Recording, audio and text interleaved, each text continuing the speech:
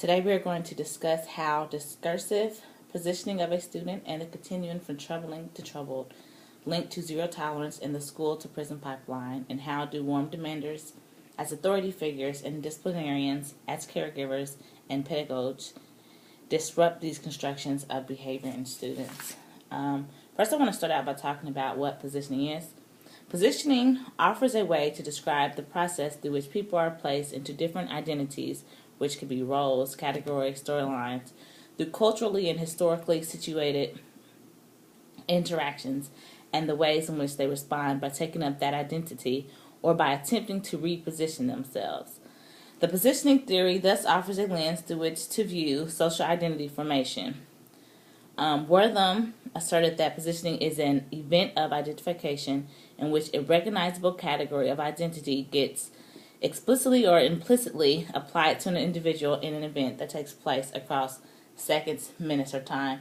So with this, I'm going to start out by talking about the situation with Larnell, how he was colluded to position one student in particular, and they labeled him as the bad boy, and he worked to ultimately exclude him from the classroom community. The study showed that there was school failure there, and there was resistance, and particularly as that relate to the overrepresentation of black males in special education and exclusionary disciplinary settings.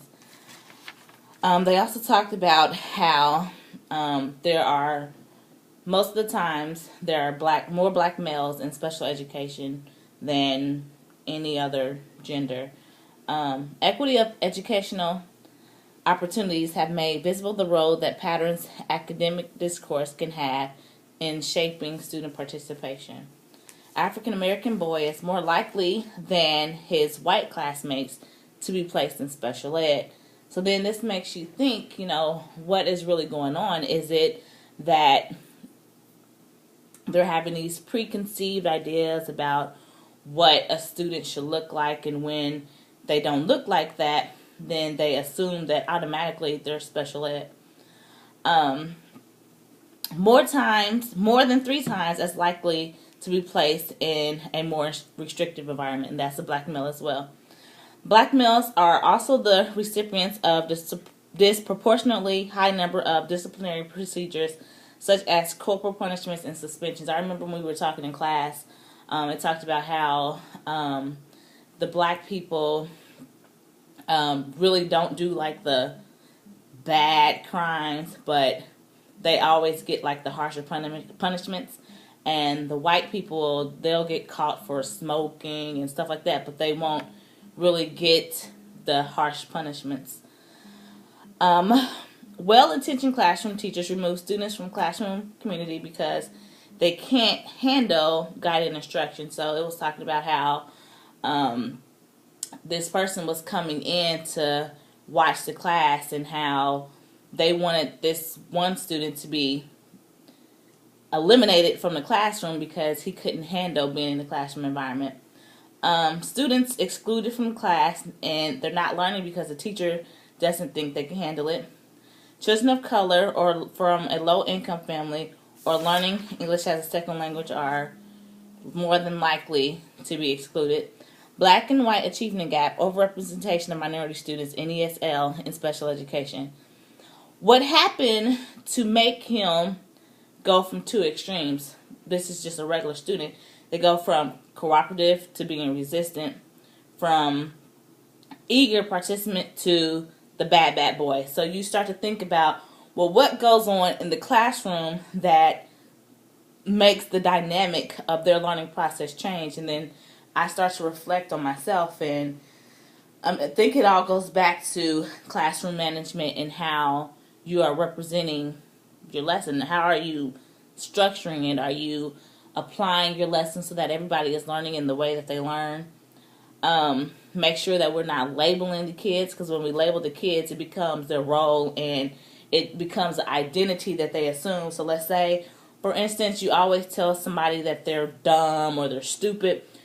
Eventually, they're going to take on that characteristic, and that they're going to become that role. So we want to make sure that we are being positive and not saying stuff like that.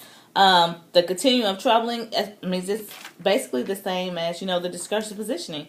The African American students have become the questionable beneficiaries of the double-edged sword of special education placement, a category in our field that places African American students at rates more than 1.5 times of the white students. The heart of the issue is a long-standing controversy regarding the difficulty of determining whether observable behaviors reflect on internal disturbance, arguing that the behavior should be interpreted on a continuum, challenging the professionals to be aware of the subjectivity involved in distinguishing troubling from troubled behavior. This is based on white and African American educators that are equivalent ratings of white and African American students who already, before they even come into the classroom, they're already identified as ED. So they already have like these preconceptions about African Americans and the expectation of their students' ability to learn. So before they even reach the classroom, they already have this label on them without even the teacher even meeting them. School context itself can contribute to increasingly troubling behaviors or to the perception that these behaviors reflect ED. So once again, that goes back to having great classroom management. I believe that this links to zero tolerance because in zero tolerance, it excludes them from the classroom community. When they do something that they're not supposed to be doing or that doesn't follow the rules, they immediately get kicked out.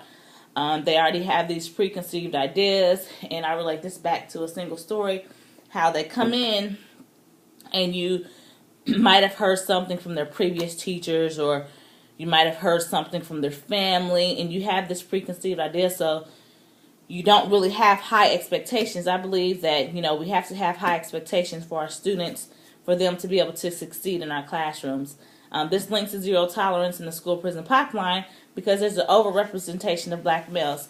In class, I made this school profile. It has John Doe because, once you get in the system, you don't really have a name.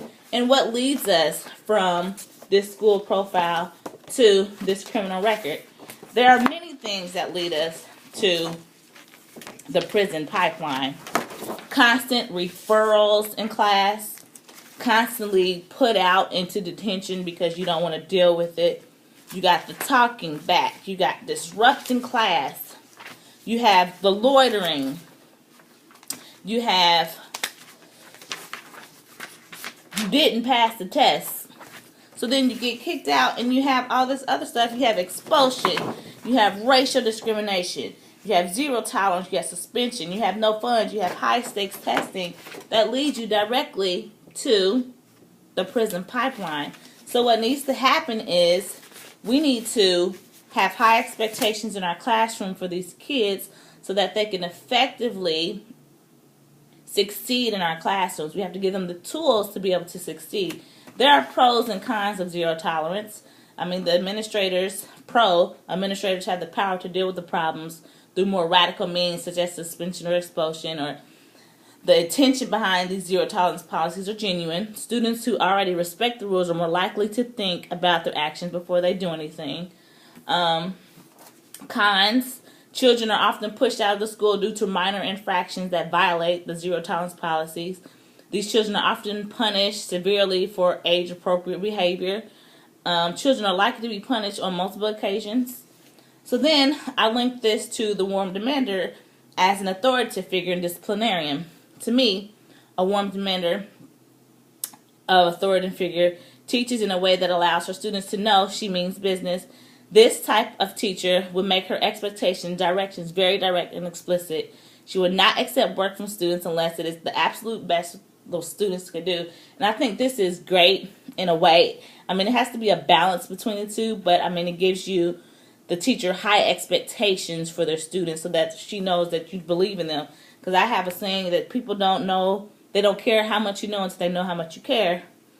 Warm demander as pedagogies means to demonstrate practices of incorporating elements of the student's culture in their teaching, adapting instructions to meet the student's learning style, and having high standards and expectation. The teacher does whatever they can do to make sure they are meeting each student's individual needs by using their culture and experience. They believe having high standards and expectations of their students is an important part of this definition. A warm demeanor is firm yet caring, and students respect this type of teacher because they know that the teacher believes in their abilities and would do anything to help them succeed.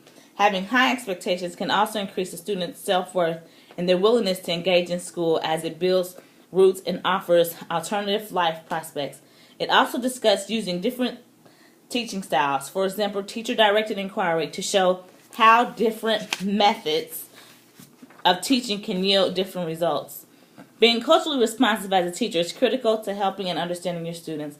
By celebrating each student's culture and background, teachers can empower them and, again, increase their self-worth. I want to empower my future students. Therefore, I want to learn all I can do so I can be a culturally responsive teacher. Thank you.